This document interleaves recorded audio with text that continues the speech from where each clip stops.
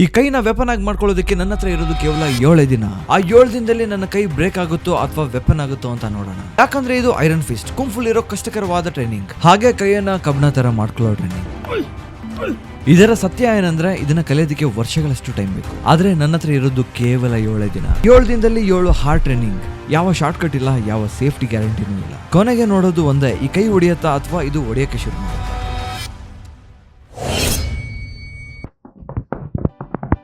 ಇದನ್ನೇ ಈಗೋ ಅಂತ ಕರೆಯೋದು. ನಾನು ಮಾಡ್ತಿರೋ ಪಂಚಲ್ಲಿ ತುಂಬಾ ತರಾನೇ ಮಿಸ್ಟೇಕ್ಸ್ ಇತ್ತು, ಆದ್ರೆ ನಾ ಈಗೋ ನನ್ನ ಅದನ್ನ ಫೈನ್ ಮಾಡಕ್ ಬಿಟ್ಟಿಲ್ಲ. ಆದ್ರೆ ಅನುಭವ ಆಗಿದ್ದೆ ನನಗೆ.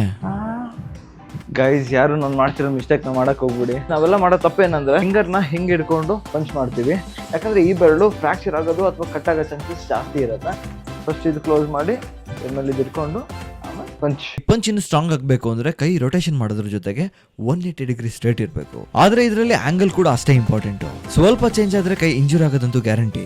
ನಾನು ಶಾಡೋ ಬಾಕ್ಸಿಂಗ್ ಸ್ಟಾರ್ಟ್ ಮಾಡಿದೆ. ಆ ಕ್ಷಣನೇ ನನ್ನ ಈಗೋ ಕುಸ್ತೋಗಿತ್ತು. ಪವರ್ ಇಲ್ಲ, ಸ್ಪೀಡ್ ಇಲ್ಲ, ಕಂಟ್ರೋಲ್ ಅಂತೂ ಜೀರೋ. ನಾನು ಫೈಟರ್ ಅಂತ ನನ್ನನ್ನೇ ನಂಬ್ಕೊಂಡಿದ್ದೆ. ಆದ್ರೆ ಸತ್ಯ ಏನಂದ್ರೆ ನಾನು ಇನ್ನೂ ಸ್ಟೂಡೆಂಟ್. 2 ಚಿಕ್ಕ ಬದಲಾವಣೆ ಮಾಡಿದಾಗ ಎಲ್ಲ ಕೂಡ ಚೇಂಜ್ ಆಯ್ತು. ಮೊದಲನೇದು, ಪಂಚ್ ಕೇವಲ ಕೈಯಿಂದ ಅಷ್ಟೇ ಅಲ್ಲ, ಪೂರ್ಣ ದೇಹದಿಂದ ಹೊಡಿಬೇಕು.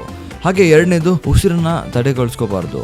ಆ ಕ್ಷಣನೇ ಸ್ಪೀಡ್ ಬಂತು, ಇಂಪ್ಯಾಕ್ಟ್ ಬಂತು. ನನ್ನ ಶಾಡೋ ಬಾಕ್ಸಿಂಗ್ ಮೊದಲ ಬಾರಿಗೆ ಪವರ್ಫುಲ್ ಆಗಿ ಫೀಲ್ ಆಯ್ತು. ಪಂಚ್ ಮಾಡೋದು ಹೇಗಂತ ಗೊತ್ತಾಗಿತ್ತು, ಆದ್ರೆ ಪಂಚ್ಗೆ ಬೇಕಾಗಿರೋ ಶಕ್ತಿ ಇದ್ರಲ್ಲಿತ್ತು. ಓಪನ್ ಹ್ಯಾಂಡ್ ಏನೋ ಈಸಿಯಾಗಿ ಮಾಡ್ಬಿಟ್ಟೆ, ಆದ್ರೆ ಕ್ಲೋಸ್ ಪುಷ್ ಅಪ್ ಇದ್ದಿದ್ದೆ ಕಷ್ಟ. ಅದು ಒಂದಲ್ಲ 100 ಮಾಡ್ಬೇಕಿತ್ತು. ಸ್ಟಾರ್ಟಿಂಗ್ ಕಷ್ಟ ಇತ್ತು, ಆದ್ರೆ ದಿನದಿಂದ ದಿನಕ್ಕೆ ಅಭ್ಯಾಸ ಆಗೋಗಿತ್ತು.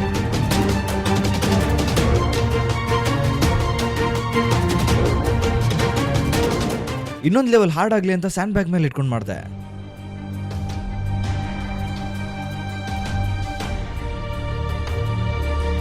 ಪ್ರತಿ ರೆಪ್ಪಲ್ಲಿ ನನ್ನ ಬೋನ್ ಅಡಾಪ್ಟ್ ಆಗುತ್ತೆ, ನನ್ನ ಮೈಂಡ್ ಕೂಡ ಸ್ಟ್ರಾಂಗ್ ಆಗುತ್ತೆ. ಫ್ಲೋರ್ ಕೋಲ್ಡ್ ಇದೆ, ಬಾಡಿ ಟೈರ್ಡ್ ಆಗಿದೆ, ಆದ್ರೆ ನನ್ನ ಫೋಕಸ್ ಮಾತ್ರ ಫೈಯರ್ ಆಗಿದೆ. ಗ್ಲೌಸ್ ಇಲ್ಲ, ಸಪೋರ್ಟ್ ಇಲ್ಲ, ಈಗ ಫಿಸ್ಟೇ ನನ್ನ ಭರವಸೆ. ಈ ಪೇನ್ ಮಾತ್ರ ಟೆಂಪರರಿ ಗುರು, ಆದ್ರೆ ಈ ಸ್ಟ್ರೆಂತ್ ಪರ್ಮನೆಂಟ್. ಸ್ಕಿಪ್ ಮಾಡಿದ್ರೆ ಈಸಿ, ಕಂಟಿನ್ಯೂ ಮಾಡಿದ್ರೆ ಕೈ ಕೂಡ ಕಬ್ಣ ಆಗುತ್ತೆ.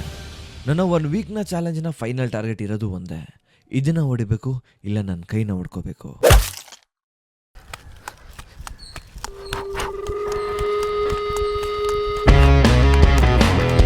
ಡ್ರೀಮ್ ಮೇಲೆ ಪಂಚ್ ಹಾಕಿದೀನಿ ಅಂತ ಕೋಪ ಅನ್ಕೋಬೇಡಿ, ಇದು ಪೇಷನ್ಸ್ ಟ್ರೈನಿಂಗ್. ಮರ ಮೂವ್ ಆಗಲ್ಲ ಗುರು, ಇದು ನನ್ನ ಟೆಕ್ನಿಕ್ ಪರ್ಫೆಕ್ಟ್ ಆಗ್ಬೇಕು ಅಂತ.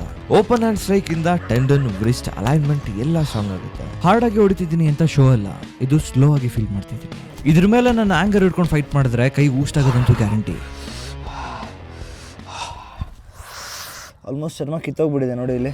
ಪ್ರತಿಯೊಂದು ಪಂಚ್ ಮಾಡುವಾಗ ನನ್ನ ಬಾಡಿನ ಕೇಳಬೇಕು, ಓವರ್ ಕಾನ್ಫಿಡೆನ್ಸ್ ಬೇಡ.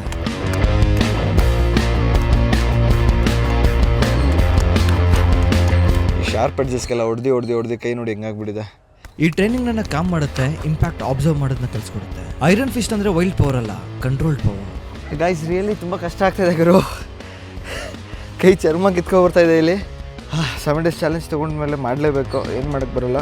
But I can do it guys. Guys, ಇವಾಗ ಈ ಕೈಲಿ ಈ ಥರ ಪಂಚ್ ಕೊಡಬೇಕು. ಕಟ್ಟಾಗ್ತಿದೆ. Okay, fine. ಇವಾಗ ಹ್ಯಾಂಡ್ ಸ್ಟ್ರೇಟ್ ಹಿಡಿಬೇಕು, ಪಂಚ್.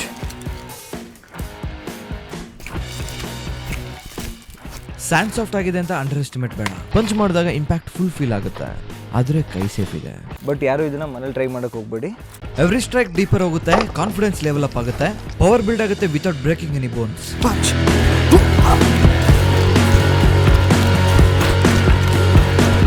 ಇಲ್ಲಿ ಫಾಸ್ಟ್ ಪಂಚ್ ಬೇಡ, ಪ್ರಾಪರ್ ಪಂಚ್ ಬೇಕು. ಈ ಟ್ರೈನಿಂಗ್ ಬರೀ ಪೇಷನ್ಸ್ ಅಷ್ಟೇ ಅಲ್ಲ, ಲಾಂಗ್ ಟರ್ಮ್ ಸ್ಟ್ರೆಂತ್ ಕೂಡ ಬರ್ಸುತ್ತೆ.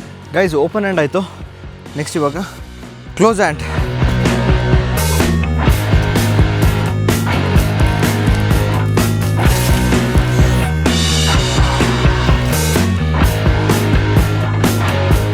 ಆಲ್ರೆಡಿ ಗಾಯಗಳ ಶುರುವಾಗಿದೆ. ಇವತ್ತೆಷ್ಟೇ ಕಷ್ಟ ಅನ್ಸ್ಬೋದು, ಆದ್ರೆ ನಾಳೆ ಸಖತ್ ಅಡ್ವಾಂಟೇಜ್ ಇದೆ. ಐರನ್ ಫಿಸ್ಟ್ ಸ್ಲೋ ಆಗಿ ಬಿಲ್ಡ್ ಆಗೋದು, ಒಂದ್ಸಲಿ ಬಿಲ್ಡ್ ಆದ್ರೆ ಬ್ರೇಕ್ ಆಗಲ್ಲ. ಗಾಯ್ಸ್, ಫೈನಲಿ ಎಲ್ಲ ಟ್ರೈನಿಂಗ್ ಕೂಡ ಕಂಪ್ಲೀಟ್ ಆಗಿದೆ. ಡೈಲಿ ಅದನ್ನ ಪ್ರಾಕ್ಟೀಸ್ ಮಾಡ್ತಾ ಇದ್ದೆ ಇಷ್ಟು ದಿನ. ಬಟ್ ಇವಾಗ ಫೈನಲ್ ಶೋ ನೋಡೋವಂಥ ಟೈಮ್ ಆಗಿದೆ. ಕಳೆದ 6 ದಿನ shadow boxing, knuckle pushup, sand punch, tree punch, open and training ಎಲ್ಲ ಕೂಡ ಆಯ್ತು. ಹಾಗೆ ಪೇನ್ ಕೂಡ ಇತ್ತು. ಆ ಪೇನ್ ಅಲ್ಲೂ ನನ್ನ ಟಾರ್ಗೆಟ್ ನ ಬ್ರೇಕ್ ಮಾಡ್ತೀನಿ ಅನ್ನೋ ಭಯ ಕೂಡ ಇತ್ತು. ಆದ್ರೆ ಒಂದ್ ಥಿಂಗ್ ಮಾತ್ರ ಕ್ಲಿಯರ್ ಆಗಿದ್ದೆ, ಐರನ್ ಫಿಸ್ಟ್ ಯಾವತ್ತೂ ಓವರ್ ನೈಟ್ ಬಿಲ್ಡ್ ಆಗಲ್ಲ. ಪೇಷನ್ಸ್ ಬೇಕು, ಡಿಸಿಪ್ಲಿನ್ ಬೇಕು, ಕನ್ಸಿಸ್ಟೆನ್ಸಿ ಬೇಕು.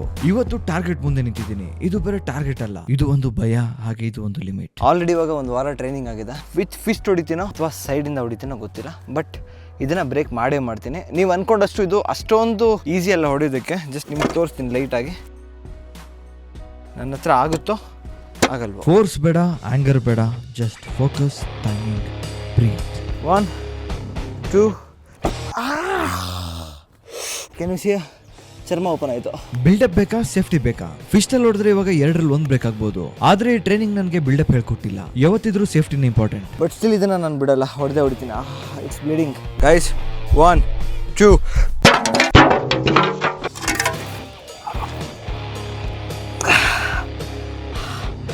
ಯಾರು ಇದನ್ನು ಮನೇಲಿ ಟ್ರೈ ಮಾಡೋಕೆ ಹೋಗ್ಬೇಡಿ. ನಾನು ರಿಸ್ಕ್ ತೊಗೊಂಡು ಮಾಡಿದೆ ಅಂತ ಮಾಡಿಕೊಂಡ್ರೆ ಈ ಥರ ಆಗುತ್ತೆ ಅಷ್ಟೇ. ಬಟ್ ಇದನ್ನು ಫಿಸ್ಟಲ್ಲಿ ಹೊಡೋದಕ್ಕಾಗಿಲ್ಲ, ಅದೇ ಬೇಜಾರಾಗಿದ್ದು. ಇನ್ನೊಂದು ಸ್ವಲ್ಪ ಫಿಸ್ಟ್ ಟ್ರೈನಿಂಗ್ ಬೇಕು. ಆ್ಯಕ್ಚುಲಿ ನಾನು 1 ವಾರದಲ್ಲಿ ಮಾಡಿದೆ ಅಂತ ಎಲ್ಲರೂ ಕೂಡ 1 ವಾರದಲ್ಲಿ ಟ್ರೈ ಮಾಡೋಕ್ಕೆ ಹೋಗ್ಬೇಡಿ. ಯಾಕಂದರೆ ಕೆಲವೊಬ್ಬರಿಗೆ 1 ತಿಂಗಳು ಬೇಕಾಗ್ಬೋದು, ಕೆಲವೊಬ್ರಿಗೆ 1 ವರ್ಷನೇ ಬೇಕಾಗ್ಬೋದು. ಬಟ್ ನೀವ್ಯಾರು ಟ್ರೈ ಮಾಡೋಕ್ಕೆ ಹೋಗ್ಬಿಡಿ ಅಷ್ಟೇ. ನಾನು ಹೇಳೋದು ಇದೇ ಥರ ಮಜವಾಗಿರೋ 7 ಡೇಸ್ ಚಾಲೆಂಜ್ ಕಂಟೆಂಟ್ ಬೇಕು ಅಂದರೆ ನನ್ನ ಸಬ್ಸ್ಕ್ರೈಬ್ ಮಾಡೋದು ಮರೆಯೋಕೆ ಹೋಗ್ಬಿಡಿ. ಹಾಗೆ ಇನ್ಸ್ಟಾಗ್ರಾಮಲ್ಲಿ ನನ್ನ ಫಾಲೋ ಕೂಡ ಮಾಡಿ. ಓಕೆ, ಇನ್ನೇನಿದ್ರು ನೆಕ್ಸ್ಟ್ ವೀಡಿಯೋಲಿ ಸಿಗೋಣ. ಅಲ್ಲಿ ತನಕ ಟೇಕ್ ಕೇರ್, ಟಾಟಾ, ಬಾಯ್.